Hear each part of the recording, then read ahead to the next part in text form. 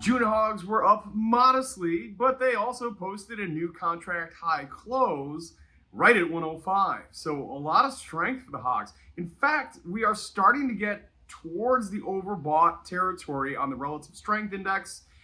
Anything above 70% is overbought. Anything above 80% is extreme overbought. However, at 69%, we're just under that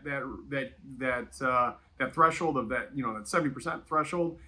And we are lower than where we were back at the end of January, and also at the beginning of March, when we were in the mid to upper 70s.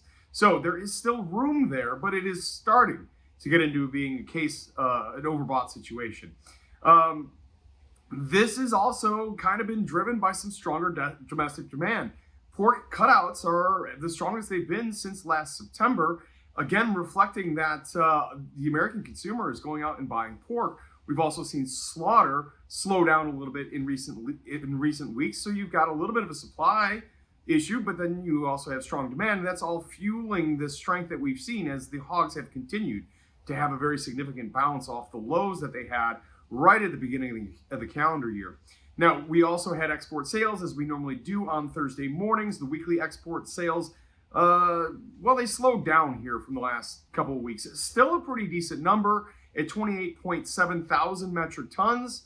However, that is 48% below what we saw last week, and it's about 24% below the previous 4-week average. So we had been seeing some really good pork exports numbers. This one was fairly decent, but it wasn't quite as good as what we had been seeing in the past. So lots of things to be paying attention to here in the lean hogs market. So stay tuned, everybody, and have a great day.